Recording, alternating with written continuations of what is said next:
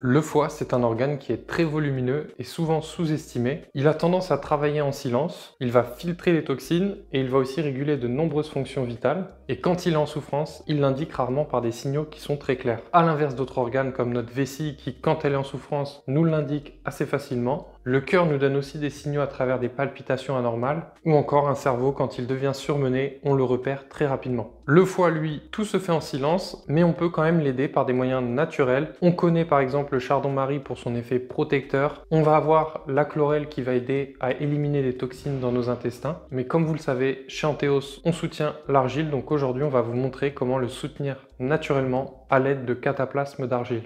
Ce n'est pas le soin le plus simple à réaliser, mais il en vaut la peine, donc on est parti.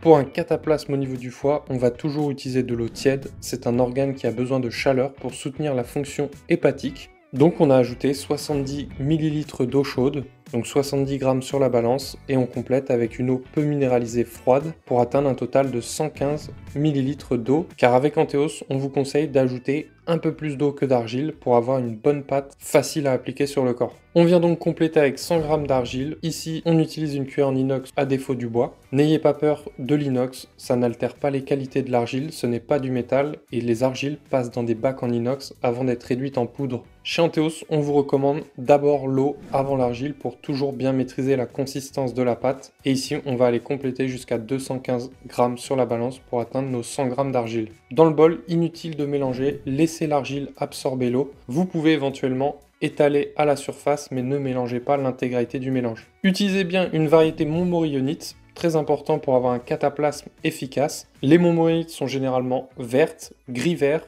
ou gris. Nous, chez Antheos, on est plutôt sur du gris. Une fois que vous avez atteint la bonne quantité, laissez reposer une dizaine de minutes. Et après une dizaine de minutes, vous voyez que la couleur est maintenant homogène et on a une pâte d'une bonne consistance. On va pouvoir donc passer à l'application.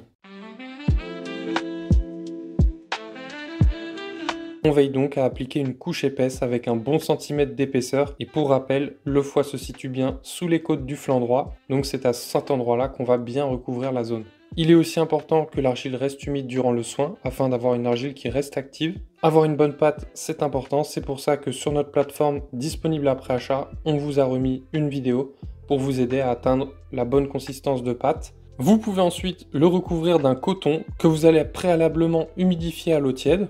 Et ensuite, vous pouvez le fixer avec des bandes ou à défaut du film alimentaire, comme c'est le cas ici. Essayez de faire en sorte que le cataplasme soit maintenu mais pas étouffé. Vous pouvez ensuite vous rhabiller et vaquer à une activité calme comme de la lecture par exemple. Ça peut être aussi un film ou simplement une autre activité que vous souhaitez faire. Et pour l'enlever, on jette à la poubelle un maximum d'argile et ensuite on finit en enlevant les restants à l'aide d'un gant de toilette par exemple. Ou alors si on n'avait pas encore pris notre douche, c'est le moment de le faire.